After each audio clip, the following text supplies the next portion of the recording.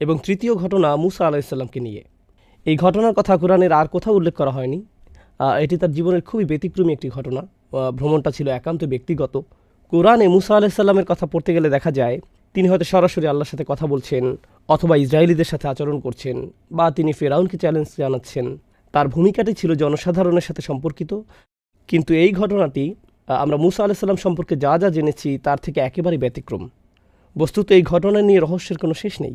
আমরা এমনকি জানি না এটি তার জীবনের কোন পর্যায়ে সংঘটিত হয়েছে। দৃশ্যত মনে হয় ঘটনাটি পানি অতিক্রম করার পরে ঘটে, কিন্তু ঐতিহাসিকভাবে ঠিক কখন কোন জায়গায় আমরা তার কিছুই জানি না।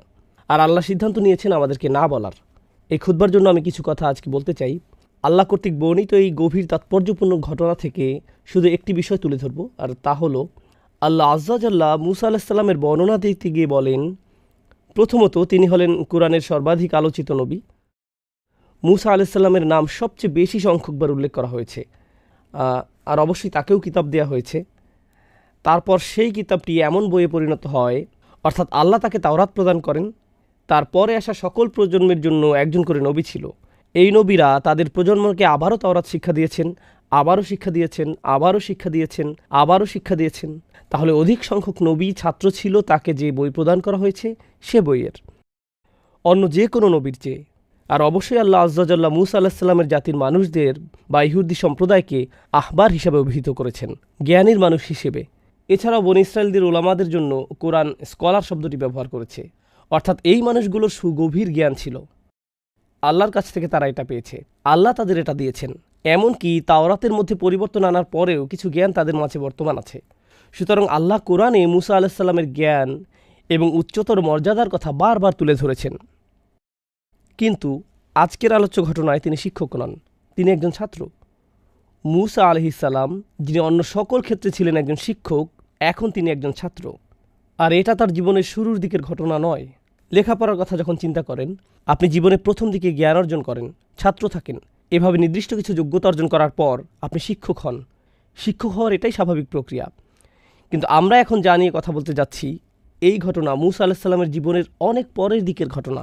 তিনি ইতিমধ্যে ইসরায়েলিদের শিক্ষক হিসেবে বহুদিন অতিক্রম করেছেন। তিনি ইতিমধ্যে তাওরাত গ্রহণ করেছেন। তিনি আল্লাহ আজ্জাজাল্লাহর পক্ষ থেকে তাদের শিক্ষা দিয়ে আসছেন। আমরা যদি বর্ণনাটি সহি হিসাবে ধরে নেই, তখনকার দুনিয়াতে মুসা আলাইহিসসালামের চেয়ে বেশি জ্ঞানী আর কার অস্তিত্ব ছিল না। তিনি তার চেয়ে জ্ঞানী কারো কথা জানতেন না। তবুও আল্লাহ তাকে বললেন, এমন একজন আছে যে তোমার চেয়ে বেশি জানে, তোমাকে তার কাছে যেতে হবে এবং শিখতে হবে। এখন খুবই ইন্টারেস্টিং এই ঘটনা। এমন একজন সম্পর্কে আমরা কোরআন থেকে যা জানি, এই নবীকে অন্য সবার চেয়ে বেশি জ্ঞান প্রদান করা হয়েছে। তারপরেও আল্লাহ তাকে বলছেন তোমাকে অন্য একজনের কাছ থেকে শিখতে হবে।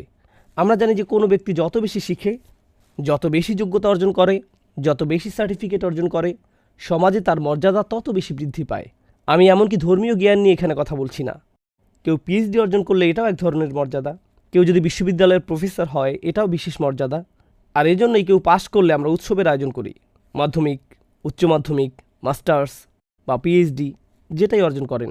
ইসলামী শিক্ষায় যদি কেউ ইজাজা অর্জন করেন বা কোরআন হিফজ করেন, যখনই কেউ শিক্ষাক্ষেত্রে কোনো যোগ্যতা অর্জন করে তার মর্যাদা বেড়ে যায়, সমাজে সে আরও বেশি স্বীকৃতি লাভ করে, মানুষ তার কথা শুনে। তথাপি এই মানুষটি, যাকে আল্লাহ মুসা আলাইহিসসালামের চেয়েও বেশি জ্ঞানী হিসেবে বর্ণনা করেছেন, মুসা আলাইহিসসালাম বরং বহু দূরের পথ পাড়ি দিয়ে ওনার কাছে আসেন জ্ঞান আহরণ করার জন্য, অথচ কেউ তার সম্পর্কে জানে না, কেউ তাকে চিনত না। প্রকৃতপক্ষে সবচেয়ে মজার ব্যাপারগুলোর মাঝে একটি হলো, এমনকি আমরা তার নামও জানি না। কোরআনে আল্লাহ তার নাম উল্লেখ করেননি। হ্যাঁ, হাদিসে তার নাম এসেছে খিজির বা খাদির, তার নামের কয়েকটি বানান উল্লেখ করা হয়েছে। কিন্তু আল্লাহ তার নিখুঁত বাণীতে মুসা আলাইহিসসালামের এই শিক্ষকের নাম আমাদেরকে না বলার সিদ্ধান্ত নিয়েছেন। তিনি আমাদেরকে তার নাম বলেননি। তাহলে আল্লাহ কিভাবে তার বর্ণনা দিলেন? আজ আমি এখান থেকে মূল আলোচনা শুরু করতে চাই। তিনি বললেন, ফাওয়াজাদ আবদাম মিন ইবাদিনা, অর্থাৎ মুসা আলাইহিসসালাম ও তার তরুণ সঙ্গী একসঙ্গে ভ্রমণ করল। পরিশেষে তারা পেল, এ কথাটি মনোযোগ দিয়ে শুনুন, আমার বান্দাদের মধ্য থেকে এক বান্দাকে। সহজে বললে এর অনুবাদ হবে জাস্ট আমার এক বান্দার দেখা পেল। আমার এক বান্দা বললে তো আমরা সবাই এর অন্তর্ভুক্ত। এটা তো বিশেষ কোনো মর্যাদাপূর্ণ বর্ণনা নয়। আমরা এখানে গভীর একটা বিষয় শিখছি। আল্লাহ সুবহানাহু ওয়া তাআলার নিকট কোনো ব্যক্তি যত বেশি জ্ঞান অর্জন করবে, তত বেশি একজন সাধারণ বান্দা হিসেবে পরিচিতি পাবে। এই জ্ঞানের কারণে তারা অন্যদের থেকে স্পেশাল হয়ে যান না। বরং এই জ্ঞানের ফলে সেই বান্দা বুঝতে পারে ইন্নানি মিনাল মুসলিমিন, আমি শুধু সব মুসলমানদের মধ্যেই একজন মুসলমান, আমি অন্য কারো চেয়ে উচ্চতর কেউ নই। দেখুন, অন্য সকল জ্ঞানের ক্ষেত্রে কেউ কিছুটা জ্ঞান অর্জন করলে নিজের মাঝে কেমন যেন আত্মম্ভরিতা তৈরি হয়। কোনো কনভেনশনে যোগ দিলে যদি তার পিএইচডি থাকে, তখন শুধু আব্দুল করিম লিখবে না, লিখবে ডক্টর আব্দুল করিম, পিএইচডি। আচ্ছা, এক কাজ করি, পিএইচডি একটু মোটা অক্ষরে লিখি। অথবা কারো কাছে নিজের পরিচয় দিতে গিয়ে বলবে, হেই, আমার নাম সালমান। না না না, আমার নাম ডক্টর সালমান। অথবা আপনার ইমেইল আইডি বা অন্য কোনো আইডিতে নিজের নাম শুধু জৈনাব লিখবেন না, লিখেন জৈনাব MBA।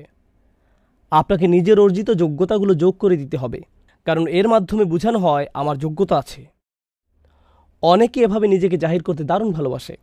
একটা মজার ঘটনা মনে পড়েছে, অনেক দিন আগের কথা। তখন আমি কলেজে পড়তাম। সে সময় আমরা বন্ধুরা মিলে MSA কনভেনশনে যোগ দিতাম। আমার এক বন্ধু তখন মজা করে বুকের উপর একটা নেম প্লেট ঝুলিয়ে দিত, ডক্টর ফারেস মাহমুদ PhD, গুণ 10। বিষয়টা হলো, সার্টিফিকেট আপনাকে এক ধরনের সামাজিক স্ট্যাটাস দান করে। আর আল্লাহর কাছে আমাদের স্ট্যাটাস কি?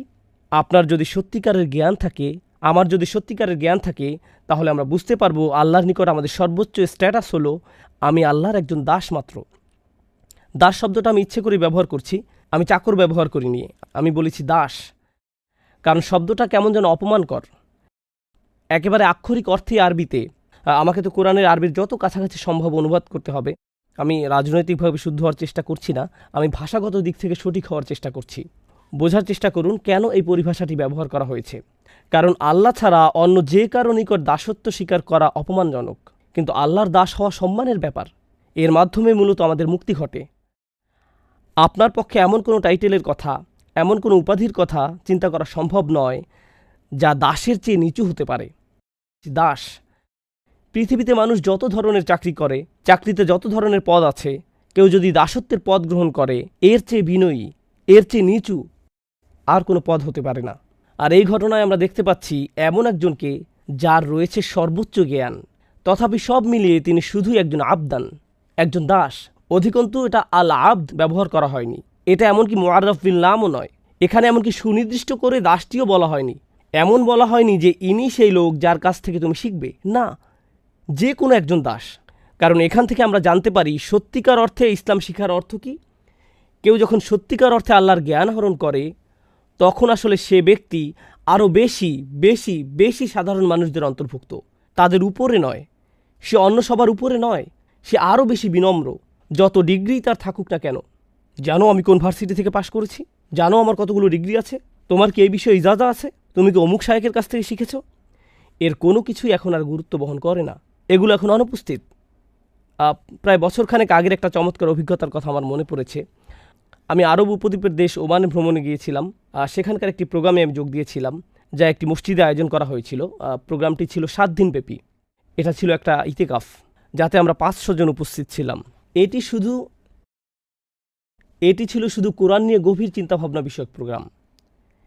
এটাই ছিল তার মূল উদ্দেশ্য। এই প্রোগ্রামে যোগ দেওয়ার জন্য কিছু বিস্ময়কর নিয়মকানুন ছিল। তার মাঝে একটি ছিল, কোনো ফোন নেওয়া যাবে না। আস্তাগফিরুল্লাহিল আযীম। প্রোগ্রাম আয়োজকদের কাছে ফোন রেখে আসতে হবে। যদি কোনো ইমার্জেন্সি কল আসে, তাহলে তারা তা হ্যান্ডেল করবে। কিন্তু 7 দিন ধরে আপনি ফোন পাবেন না। আমি জানি না আপনি ফোন ছাড়া এমনকি নিঃশ্বাস নেবেন কিভাবে। তো আমাদের সাথে কোনো ফোন ছিল না। দ্বিতীয় নিয়ম ছিল, আপনি শুধু আপনার নাম উল্লেখ করতে পারবেন এবং কোথা থেকে এসেছেন। এছাড়া নিজের সম্পর্কে আর কিছুই বলতে পারবেন না, কিছুই না। সেখানে ছিলেন হাদিসের স্কলার, কেউ কেউ ছিলেন বিশাল ধনী, কেউ ছিলেন মাশায়েখরা যারা সমগ্র জীবন ধরে শিক্ষা দিয়ে গেছেন, আবার কেউ কেউ ছিলেন শুধু 2টা উটের মালিক, সারা জীবন শুধু এই 2টা উটের দেখাশোনা করে গেছেন। সেখানে আরও ছিলেন ট্যাক্সি ড্রাইভার। কিন্তু আমরা কারো আসল পরিচয় জানতাম না, কেউ জানে না কার পরিচয় কি। সর্বসাকুল্যে আপনি শুধু বলতে পারতেন, ইসমি কাজা ওয়া কাজা আনামিন, শুধু এইটুকুই। আপনি এমনকি বলতেও পারতেন না আপনার বয়স কত, আমি অমুক কাজ করি, অমুক চাকরি করি, না। আবার যখন কোরআন নিয়ে আলোচনা করতে যাবেন, তখন স্কলারদের উদ্ধৃতি দিতে পারবেন না, আরবির ভাষাতাত্ত্বিক বিশ্লেষণ বা এরকম কিছু করতে পারবেন না, কারণ এতে কেউ হয়তো বুঝে যেতে পারে, আচ্ছা উনি তাহলে একজন স্কলার। অতএব আপনি এভাবে কথা বলতে পারবেন না। সব কিছু মৌলিক আলোচনার মধ্যে সীমাবদ্ধ রাখতে হবে। এগুলো ছিল নিয়মকানুনের অন্তর্ভুক্ত। অংশগ্রহণকারীদের অধিকাংশই ছিল স্কলার। অংশগ্রহণকারীদের মধ্যে বড় বড় পণ্ডিত ব্যক্তিরা ছিলেন। অনুষ্ঠানটি ছিল মূলত বিনম্রতার অনুশীলন। 7 দিন ধরে বিনম্রতা শেখার খুবই গভীর একটা অনুশীলন ছিল সেটা। আমরা যেন শুধু আবদাম বিন ইবাদিনা হতে পারি, যেন শুধু একজন দাস হতে পারি। শাহ ওয়ালিউল্লাহ দেহলভী রহমাহুল্লাহ অসাধারণ সুন্দর একটি কথা বলেছেন, এটা আমার মাথায় বদ্ধমূল হয়ে আছে। যুবক বয়সে যখন প্রথম শুনেছিলাম তখন থেকে। যার সত্যিকারের জ্ঞান রয়েছে তিনি তার বর্ণনা দিয়েছেন। তিনি বলেন, একটি গাছে যখন ফল ধরে তখন তার ডালপালাগুলো নুয়ে পড়ে। গাছে ফল ধরলে ডালপালাগুলো নিচের দিকে ঝুঁকে পড়ে। ব্যাপারটা হলো, নিজের ভেতরে যদি সত্যিকারের জ্ঞান ফল ধারণ করে থাকেন, আপনি নম্র হয়ে নুয়ে পড়বেন। নিজেকে আপনার বড় কিছু মনে হবে না। কেউ যদি আপনার জ্ঞান নিয়ে প্রশ্ন তোলে, আপনার সমালোচনা করে, নিজের মাথায় তখন আপনি এভাবে ভাববেন না, আমার সম্পর্কে প্রশ্ন করার তুমি কে, এভাবে আমি চিন্তা করব না। আমরা বরং চিন্তা করব আবদাম বিন ইবাদিনা এর মতো। এখন মূসা আলাহিসাল্লামকে কিতাবের জ্ঞান প্রদান করা হয়েছিল, তাকে ঐশী জ্ঞান প্রদান করা হয়েছিল। এটা আমার খুতবার পরবর্তী অংশ, যা আমি আপনাদের সাথে শেয়ার করতে চাই। মূসা আলাহিসাল্লামকে তাওরাত দেয়া হয়েছিল, যা ছিল আল্লাহর বাণী। এটা ছিল সে সময়ের কোরআন। এমনকি কোরআনের এক স্থানে এটাকে অন্য একটি কোরআন হিসেবে বর্ণনা করা হয়েছে। এরকম একটি কিতাব তাকে দেয়া হয়েছিল। সুতরাং তিনি আল্লাহর কালাম শিখেছিলেন। তাহলে কিভাবে তিনি আল্লাহর বাণী থেকে গভীর বা ভিন্ন কিছু শিখবেন? তিনি তো ইতোমধ্যে আল্লাহর বাণী শিখেছেন। তাহলে তিনি কিভাবে অন্য একজনের কাছ থেকে শিখবেন? দেখুন, 2 ধরনের জ্ঞান আছে, 2 প্রকারের জ্ঞান আছে। একটা হলো আল্লাহর বাণীর জ্ঞান, আর অপরটি হলো বাস্তবতার জ্ঞান।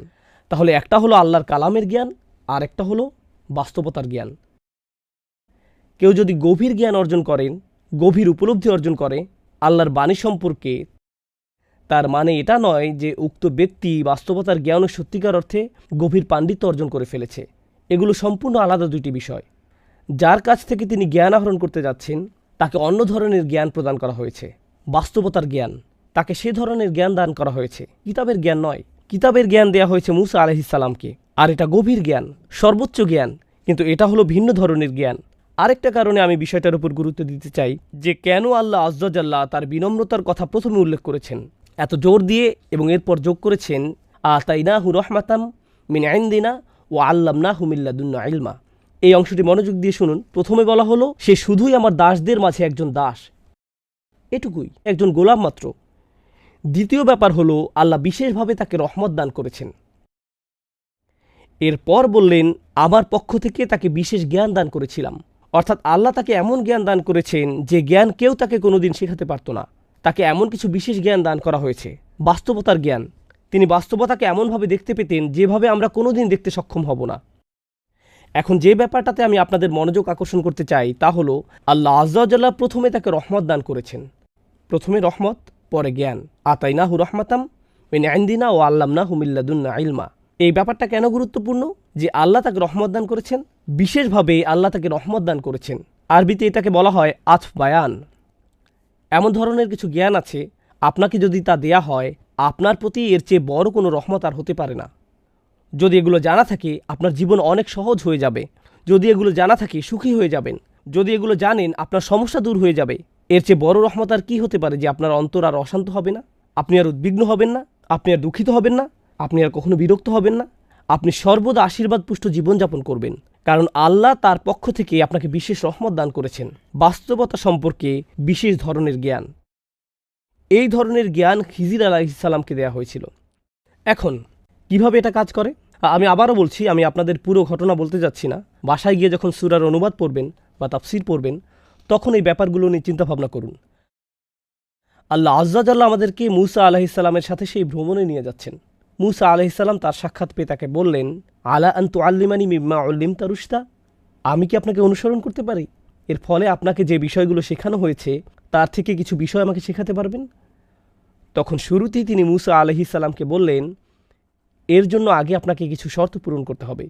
যেমন ভার্সিটিতে ভর্তি হতে হলে আমাদেরকে আগে কিছু শর্ত পূরণ করতে হয়।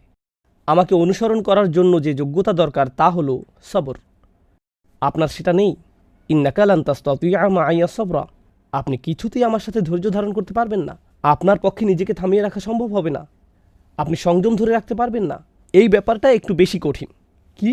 মূসা আলাইহিস সালাম নিজেকে হ্যান্ডেল করতে পারবেন না? তিনি ফিরআউনকে হ্যান্ডেল করতে পেরেছিলেন, তিনি পানি অতিক্রম করা হ্যান্ডেল করতে পেরেছিলেন, তিনি বনি ইসরায়েলের মতো বেয়ারা জাতিকে পরিচালিত করতে পেরেছিলেন। তিনি ইতিমধ্যে অনেক কিছু হ্যান্ডেল করেছেন যে মানুষেরা তাকে হত্যা করতে চেয়েছিল তিনি তাদেরকে হ্যান্ডেল করেছেন। আর খিজির আলাইসাল্লাম বলছেন, আপনি আমার সাথে ধৈর্য রাখতে পারবেন না? ইনি হলেন সেই মুসা আলাইহিসসালাম যিনি ইসরায়েলিদেরকে বলেছিলেন ধৈর্য ধারণ করতে। তিনি তাদের বলেছিলেন যখন ফেরাউনের বাহিনী তাদের ধাওয়া করেছিল, কাল্লা ইন্না মাইয়া রব্বি সায়াহদিনী, না না, কোনো সমস্যা নেই, আমার রব আমার সাথে আছেন। ইনি হলেন ইসলামের হিরো, সবচেয়ে বেশি গুরুত্ব দেয়া নবীদের মাঝে অন্যতম। আর এই লোকটি মুসা আলাইসাল্লামকে বলছেন, আপনার যথেষ্ট সবর নেই, আপনি এটা হ্যান্ডেল করতে পারবেন না। সুবহানাল্লাহ! শুধু একবার চিন্তা করে দেখুন, কাকে এই কথা বলা হচ্ছে? এই কথা মুসা আলাইহিসসালামকে বলা হচ্ছে। যাই হোক, মুসা আলাইহিসসালামকে যখন এই কথা বলা হলো, তিনি বিনম্রতার সাথে বললেন, সাতাজিদুনি ইনশাআল্লাহু সাবিরা। তিনি এভাবে বলেননি, এক্সকিউজ মি, আপনি আমাকে সবর শেখাতে এসেছেন? শুনেন তাহলে আমার কত ধরনের সবরের অভিজ্ঞতা আছে। না না না, ইনশাআল্লাহ, যদি আল্লাহ ইচ্ছা করেন আপনি দেখবেন আমার সবর আছে। যদি আল্লাহ ইচ্ছা করেন। তিনি এমনকি নিজের সম্পর্কে গ্যারান্টিও দেননি। দেখুন, হ্যাঁ, আমি আগে ধৈর্য ধরেছি অনেকবার, কিন্তু তার মানে এটা নয় যে আমি সব সময় ধৈর্য ধরতে পারবো। যদি আল্লাহ ইচ্ছা করেন, আমি আশা করছি আপনি আমাকে ধৈর্যশীল পাবেন। সাতাজিদুনি ইনশাআল্লাহু সাবিরা। আমি এই খুতবার শেষ কয়েক মিনিট বাস্তবতার জ্ঞান নিয়ে কথা বলতে চাই এবং আপনাদের নিকট তুলে ধরতে চাই কিভাবে মুসা আলাইহিসসালামের ধৈর্যের পরীক্ষা নেওয়া হয়েছিল, কিভাবে বাস্তবতার জ্ঞান রহমতে পরিণত হয়। আমি চাই আপনারা এভাবে চিন্তা করুন। বাস্তবতা হলো দুই রকম, একটা আপনি চোখে দেখতে পান আর অন্যটা চোখে দেখা যায় না। এই মুহূর্তে আমি আপনাদেরকে দেখতে পাচ্ছি, আপনাদের দুই কাঁধের ফেরেশতাদেরকে দেখতে পাচ্ছি না। আমি ওনাদের দেখতে পাচ্ছি না, কিন্তু ওনারা বাস্তব, এখানেই আছেন। তাহলে এক ধরনের বাস্তবতা আমরা দেখতে পাই আর অন্য বাস্তবতা আমরা দেখতে পাই না। লাইলাতুল কদরে আকাশের দিকে তাকালে আপনি শুধু আকাশই দেখতে পান, কিন্তু অদৃশ্য বাস্তবতা হলো সমগ্র আকাশ অবতরণরত ফেরেশতাদের দ্বারা ছেয়ে থাকে। তানাজ্জালুল মালাইকাতু ওয়ার রূহু ফিহা বিইذনি রাব্বিহিম মিন কুল্লি আমর। এটা হলো একটি অদৃশ্য বাস্তবতা, বুঝতে পারছেন? একটা হলো দৃশ্যমান বাস্তবতা এবং অপরটা হলো অদৃশ্যমান বাস্তবতা। এই জ্ঞান আমরা যা প্রতিনিয়ত দেখতে পাচ্ছি, আমাদের সকল মতামতগুলো, সকল অনুভূতিগুলো এবং সকল চিন্তাভাবনাগুলো সব সময় দৃশ্যমান বাস্তবতা দ্বারা প্রভাবিত হয়। কারণ আমাদের নিকট বাস্তবতা এটাই। খবরে যা দেখতে পান, নিজে যার অভিজ্ঞতা অর্জন করেন, এগুলো হলো আপনার জীবনের বাস্তবতা। কিন্তু এই বাস্তবতার বাহিরেও আছে আরেক ধরনের বাস্তবতা, সোর্স কোডের মতো। যেমন আপনি শুধু অ্যাপের সামনের দিকটাই দেখতে পান, এর পেছনে যে প্রোগ্রামিং কোড রয়েছে তা দেখতে পান না, একটা পর্দা। এবং আল্লাহ আযজা জাল্লা কিয়ামতের দিন সম্পর্কে বলেন, ফাকাশাফনা আনকা গিতাআক ফাবাসারুকা আল-ইয়াওমা হাদিদ। তোমার সামনে যে পর্দা ছিল তা আমি সরিয়ে দিয়েছি, তোমার দৃষ্টি আজ খুব তীক্ষ্ণ, তুমি খুব পরিষ্কারভাবে সব দেখতে পাচ্ছ। অন্য কথায়, আল্লাহ এখন পর্দা সরিয়ে ফেলেছেন, তাই তুমি এখন দেখতে পাচ্ছ অদৃশ্য বাস্তবতাও। আসলে আমাদের জীবনের প্রায় সকল ক্ষেত্রে আমরা কখনোই জানতে পারি না আল্লাহ যা যা করেন তা কেন করেন। আমরা জানি না। আমরা জানি না কেন আপনি গাড়ি অ্যাক্সিডেন্টের কবলে পড়লেন, আমরা জানি না। আমরা জানি না কেন আপনি চাকরি হারালেন, আমরা জানি না কেন আপনি অসুস্থ হয়ে পড়লেন, আমরা জানি না কেন এই সমস্যা ঘটল, কেন ওই সমস্যা দেখা দিল। আমরা জানি না কেন আপনার ভাই স্কুলে ভালো রেজাল্ট করলো আর আপনি ফেল করলেন, আমরা জানি না। আমরা জানি না কেন আপনি বেঁটে আর আপনার সকল ভাই বোনেরা যথেষ্ট লম্বা। আপনি তখন ভাবতে শুরু করেন, আল্লাহ কেন এমনটা করলেন? তিনি কেন আমাকে বলেন না যে তিনি আমার থেকে কি চান? কেন তিনি অদৃশ্য জগতের পর্দা একটুখানি সরিয়ে দেন না, যেন আমি দেখতে পারি আসল রহস্য কি? আমি যদি জানতে পারতাম তাহলে হয়তো আমার অস্থিরতা দূর হতো। কারণ যদি না জেনে থাকেন, যদি কোনো বিচারক আপনার সম্পর্কে কোনো রায় দিয়ে থাকে, আপনি তখন স্বাভাবিকভাবেই জিজ্ঞেস করবেন, কেন আমাকে জরিমানা দিতে হবে? বিচারক উত্তরে বললেন, সেটা অদৃশ্য জগতের জ্ঞান, আমি আপনাকে তা বলতে যাচ্ছি না। কোনো বিচারক যখন আপনার সম্পর্কে কোনো রায় দিয়ে থাকে আর আপনি জানেন না কেন এই রায়, আপনি তখন অশান্ত হয়ে ওঠেন। আমি এটা মেনে নিতে পারি না, আমি এটার ব্যাখ্যা চাই। আপনি তো ওর ব্যাখ্যা আমার কাছ থেকে গোপন রাখতে পারেন না। আল্লাহ মুসা আলাইহিসসালামকে দেখালেন সব কিছুর সব সময় ব্যাখ্যা আছে, কিন্তু আল্লাহ সিদ্ধান্ত নিয়েছেন ওমা কান আল্লাহু লিইতলিআকুম আলাল গায়ব। আর আল্লাহ সিদ্ধান্ত নিয়েছেন তিনি তোমাদেরকে অদৃশ্য জগতের খবর জানাবেন না। তিনি সকল দৃশ্যমান বিষয়ের পেছনে রয়েছে। আর আল্লাহ সিদ্ধান্ত নিয়েছেন তিনি তোমাদেরকে অদৃশ্য জগতের খবর জানাবেন না। সকল দৃশ্যমান বিষয়ের পেছনে রয়েছে আর একটি অদৃশ্য জগৎ, আর তিনি সিদ্ধান্ত নিয়েছেন আপনাদেরকে সেটা জানাবেন না। কিন্তু এই ঘটনায় আল্লাহ মুসা আলাইহিসসালামের শিক্ষকের মাধ্যমে অদৃশ্য জগতের পর্দাটা সামান্য একটু তুলে ধরলেন, কি ঘটছে ঘটনার অন্তরালে। কিন্তু তিনি সেই পর্দা সবসময় উন্মোচন করেন না। এটা একটা বিশেষ ধরনের জ্ঞান যা খিজির আলাইহিসসালামকে দেয়া হয়েছে, যা ছিল তার প্রতি বিশেষ ধরনের দয়া। আল্লাহ সেই জ্ঞান সবাইকে দান করেন না, মুসা আলাইসাল্লামকেও দান করেননি। অর্থাৎ এটা এমন এক বাস্তবতা যা এমনকি তিনি তার রাসূলদের নিকটও উন্মোচিত করেন না আলাইহিমুসসালাতু ওয়াসসালাম। আমরা এখান থেকে খুব গুরুত্বপূর্ণ একটা বিষয় শিখছি। তাই মুসা আলাইহিসসালাম দেখলেন এক ব্যক্তি বৈধভাবে পরিশ্রম করে জীবিকা উপার্জন করছে, আর তার জীবিকা উপার্জনের একমাত্র মাধ্যম হলো তার নৌকাটি, আর সেই নৌকাটিই কিনা ফুটো করে দেয়া হলো। তার শিক্ষক এই কাজ করলেন। কি করছেন আপনি? এটা তো পুরোই একটা জঘন্য কাজ। খিজির আলাইহিসসালাম বলেন, আগেই বলেছি আপনি এটা হ্যান্ডেল করতে পারবেন না। এটা এমন কোর্স নয় যেটা করে আপনি নিজেকে ঠিক রাখতে পারবেন। এটা করার জন্য যে ধৈর্য লাগে সেটা আপনার নেই। অর্থাৎ মুসা আলাইহিসসালাম অন্যায় অবিচার দেখলে চুপ করে দাঁড়িয়ে থাকতে পারেন না। যখন দুই ব্যক্তিকে মারামারি করতে দেখলেন, তিনি দাঁড়িয়ে থাকলেন না, নিজে গিয়ে এটার সমাধান করতে চাইলেন।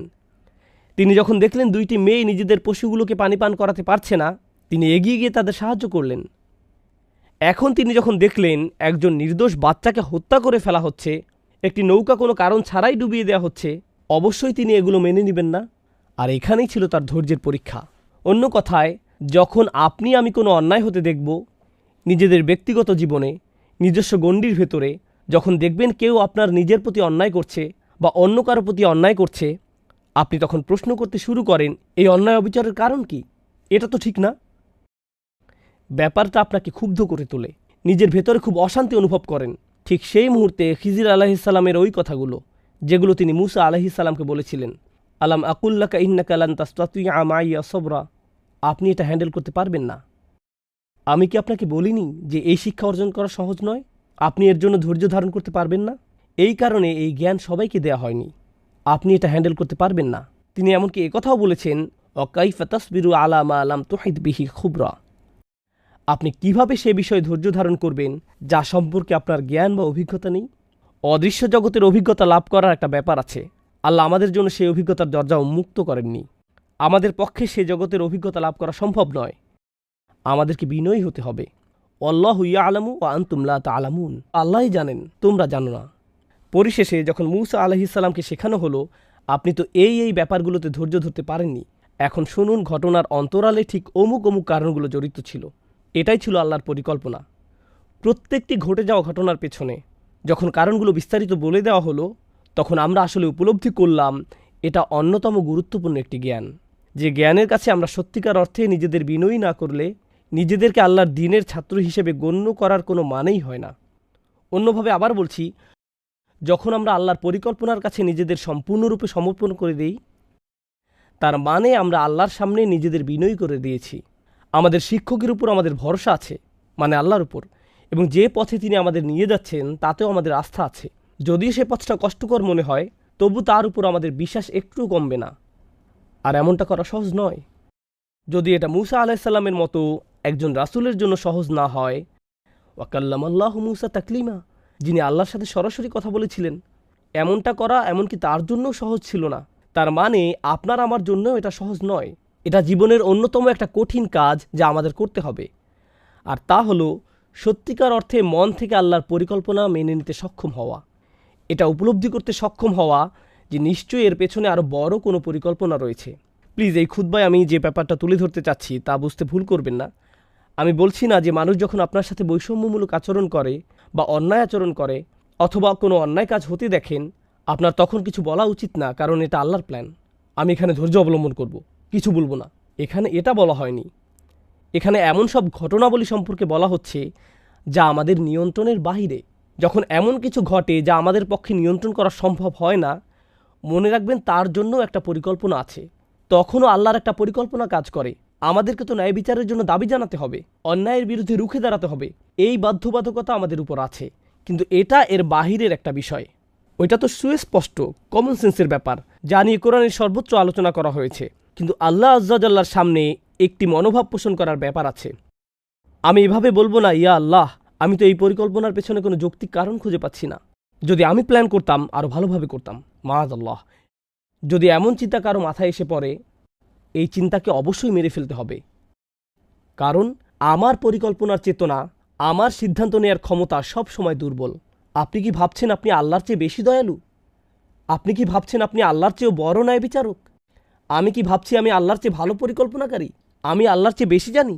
আল্লাহর চেয়ে বেশি প্রজ্ঞা আছে আমার? এটাই কি আমি ভাবছি? কারণ আমি যখন তার সিদ্ধান্তকে এভাবে প্রশ্ন করি, সুস্পষ্ট রূপে আমি কোনো ভুল করছি। অবশ্যই কখনো কখনো আমরা এমন চিন্তার কাছাকাছি চলে আসতে পারি, এমনকি ফেরেশতারাও একবার কাছাকাছি চলে এসেছিলেন। তারা বুঝতে পারেননি কেন আদম আলাইহিস সালামকে সৃষ্টি করা হয়েছে, তারা বুঝতে পারেননি। তারা এমনকি আল্লাহ আযজা ওয়া জাল্লাকে জিজ্ঞেস করলেন, আতাজআলু ফিহা মান ইউফসিদু ফিহা ওয়া ইয়াসফিকুদ দিমা, আপনি কি সেখানে এমন কাউকে সৃষ্টি করবেন যে তাতে ফাসাদ করবে এবং রক্তপাত করবে? আমরা তো বুঝতে পারছি না। কিন্তু তাৎক্ষণিক এটা বলার সাথে সাথেই, কারণ তারা বুঝতে পারছিল না, এতে কোনো সমস্যা নেই, আমরা আল্লাহর কাছে জানতে চাইতে পারি, ইয়া রব, আমি যদি বুঝতে পারতাম কেন এটা ঘটছে, পরিস্থিতি মোকাবেলা করতে আমাকে মানসিক শান্তি দান করুন। কিন্তু তৎক্ষণাৎ ফেরেশতারা কি বলেছিলেন? ওয়া নাহনু নুসাব্বিহু বিহামদিকা ওয়া নুকদ্দিসু লাক, প্রসঙ্গত আপনি নিখুঁত, আমরা এই পরিকল্পনাটা বুঝতে পারছি না, কিন্তু তার মানে এই নয় যে আপনি ভুল সিদ্ধান্ত নিয়েছেন, মোটেই না। এর নাম হলো বিনম্রতা। আল্লাহর বান্দাদের মাঝে একজন বান্দা হওয়ার মানে এটাই, আবদাম মিন ইবাদিনা। একদিকে আপনি ওহীর জ্ঞানে পারদর্শী হতে পারেন, আরবি ভাষায় পণ্ডিত হতে পারেন, কোরআন হিফজ করতে পারেন, হাদিস পড়তে পারেন, এই সব কিছু আপনার জানা থাকতে পারে, কিন্তু এই ব্যাপারটা অন্তরে নেই। আল্লাহর জারিকৃত বিধানে আপনার অন্তর সন্তুষ্ট নয়। এরকম সন্তুষ্ট থাকা এবং উপলব্ধি করা যে আল্লাহ যা করছেন তাই উত্তম, এই ব্যাপারটা জানা যে আল্লাহই সর্বোত্তম পরিকল্পনাকারী। আমরা জানি কখনো কখনো একটি চারা গাছ অল্প কিছু দিনের মধ্যেই বেড়ে ওঠে, আবার কখনো কখনো বড় হতে বছরের পর বছর লেগে যায়, রাইট? তাই যে বীজের অভিজ্ঞতা আপনি এখন অর্জন করেছেন তার ফলাফল কি এখনই দেখা যাবে নাকি আজ থেকে 100 বছর পরে দেখা যাবে তা আমরা জানি না। সেই পরিকল্পনা আল্লাহর, আমাদের পক্ষে তা জানা কোনোদিন সম্ভব নয়। আল্লাহ আযজা ওয়া জাল্লা তা আমাদেরকে না জানানোর সিদ্ধান্ত নিয়েছেন। যখন মুসলমানরা একটি কঠিন সময় পার করছিল, সেই কথাটি বলেই খুতবার সমাপ্তি টানছি। আল্লাহ আযজা ওয়া জাল্লা মুসলমানদেরকে বলেছিলেন, যখন তাদের মাঝে প্রশ্ন দেখা দিল, জানেন তো আমরা উহুদের যুদ্ধে ব্যাপক ক্ষয়ক্ষতির সম্মুখীন হলাম, আল্লাহ আযজা ওয়া জাল্লা লক্ষ্য করলেন, এমনকি মুসলমানদের মধ্যেও এটা নিয়ে প্রশ্ন দেখা দেওয়া শুরু করলো, কেন আমাদের এমন বিপর্যয় ঘটল? আমাদের সাথে আল্লাহর রাসূল আছেন সাল্লাল্লাহু আলাইহি সাল্লাম, তার সাথে আমরা সকল বিশ্বাসীরা এত ত্যাগ কুরবানি স্বীকার করলাম। আল্লাহ বলেন, ওয়াতিলকাল আইয়ামু নুদাউিলুহা বাইনান নাস, এই দিনগুলোকে আমি মানুষের মধ্যে আবর্তিত করে থাকি। ওয়ালিয়ালামাল্লাহুল্লাযীনা আমানু, যাতে আল্লাহ চিনে নিতে পারেন কারা সত্যিকার অর্থে ঈমান এনেছে। জিততে থাকলে তো বিশ্বাস করা সহজ, তাই না? আমি দেখতে চাই কাদের ঈমান তখনও তাজা থাকে যখন কি হয়, যখন পরাজয় হয়। প্রথম যখন এই আয়াত পড়ি, আমি তখন নিউ ইয়র্কে থাকতাম। সে সময় আমি বাস্কেটবল টিম নিউ ইয়র্ক নিক্সের ফ্যান ছিলাম। এই টিম সম্পর্কে যদি কিছু জেনে থাকেন, স্পাইক লিকে দেখবেন, সে প্রতিটা ম্যাচে উপস্থিত থাকত। গ্যালারি থেকে সে শাহাদাত আঙ্গুল নাড়তে থাকত। খেলায় তার টিম 40 পয়েন্ট পিছিয়ে থাকলেও সে বিশ্বাস হারাত না। জিতার অবস্থা থাকুক বা না থাকুক, খেলা শেষ হতে মাত্র 3 সেকেন্ড বাকি আছে, তার টিম 40 পয়েন্ট পিছিয়ে আছে, সে তখনও শাহাদাত আঙ্গুল নাড়াতে থাকত। এমন ছিল তার বিশ্বাস। এজন্য তাকে বলা হতো ট্রু লাভার। ব্যাপারটা হলো, যখন আমরা খারাপ সময় অতিক্রম করি, ঠিক সে সময় আল্লাহ দেখতে চান আল্লাহর উপর আমাদের আস্থা আছে কি নেই। ঠিক সে সময় সত্যিকার অর্থে আমাদের ঈমানের শুধু পরীক্ষা হবে না, বরং গ্রেড দেয়া হবে। এভাবে চিন্তা করুন, সে সময় গ্রেড দেয়া হয়, সেই সময় যে গ্রেড অর্জন করেন সেটাই আসল গ্রেড। সে সময় আপনি কি আল্লাহর উপর সন্তুষ্ট থাকেন? তাই আল্লাহ বলেন, আমি জানতে চাই কারা সত্যিকার অর্থে ঈমান এনেছে। কুরআনের অন্য এক জায়গায় তিনি বলেন, মা কানা আল্লাহু লিইউযিরাল মুমিনিনা আলা মা আনতুম আলাইহি হাত্তা ইয়ামিজাল খাবিসা মিনাত তাইয়্যিব। আল্লাহ এমন নন যে তিনি মুমিনদেরকে আরামদায়ক অবস্থায় ছেড়ে দেবেন। তিনি ছেড়ে দেবেন না, তিনি সময়কে কঠিন করে দিবেন যতক্ষণ না তিনি অসৎকে সৎ থেকে পৃথক করেন। ওমা কানা আল্লাহু লিইউতলিআকুম আলাল গায়ব, আল্লাহ তোমাদেরকে গায়বের বিধান জানাবেন না, তিনি আপনাদেরকে আসল পরিকল্পনার কথা জানাবেন না, তিনি স্বয়ংই কথা বলছেন। এটাই হলো গভীর বিনম্রতা। এটা এতই গভীর যে এমনকি একজন রাসূলকেও এই নম্রতা শেখার জন্য ভ্রমণ করতে হয়েছিল। নম্রতার এই শিক্ষা আমাকে আপনাকেও নিজেদের জীবনে বাস্তবায়ন করতে হবে। একেবারে অন্তর থেকে আমাদের অভিযোগগুলো, আল্লাহর প্ল্যান সম্পর্কে আমাদের জিজ্ঞাসাগুলোকে ছেড়ে দিতে হবে। নিজেকে জাস্ট ভাসতে দিন, তখনই নিজের মাঝে সত্যিকার প্রশান্তি খুঁজে পাবেন এবং আল্লাহ আযজা ওয়া জাল্লা আপনাকে জীবনে এমন প্রশান্তি দান করবেন যা অন্য কোনোভাবেই আপনার কাছে আসতো না। আল্লাহ আযজা ওয়া জাল্লা আমাদেরকে তাদের অন্তর্ভুক্ত করুন, রাদিয়াল্লাহু আনহুম ওয়া রাদু আনহু। আল্লাহ যাদের উপর সন্তুষ্ট এবং যারা নিজেরাও আল্লাহর উপর সন্তুষ্ট, আল্লাহ আমাদেরকে তার উপর সন্তুষ্ট করে দিন এবং তিনিও যেন আমাদের উপর সন্তুষ্ট হয়ে যান। আল্লাহ আযজা ওয়া জাল্লা আমাদের কষ্টগুলোকে সহনীয় করে দিন। আল্লাহ আযজা ওয়া জাল্লা আমাদের কোনো পরীক্ষাকে যেন আমাদের উপর ঈমান হারানোর কারণে পরিণত না করেন। বারাকাল্লাহু লি ওয়া লাকুম ফিল কুরআনিল হাকিম ওয়া নাফা'নি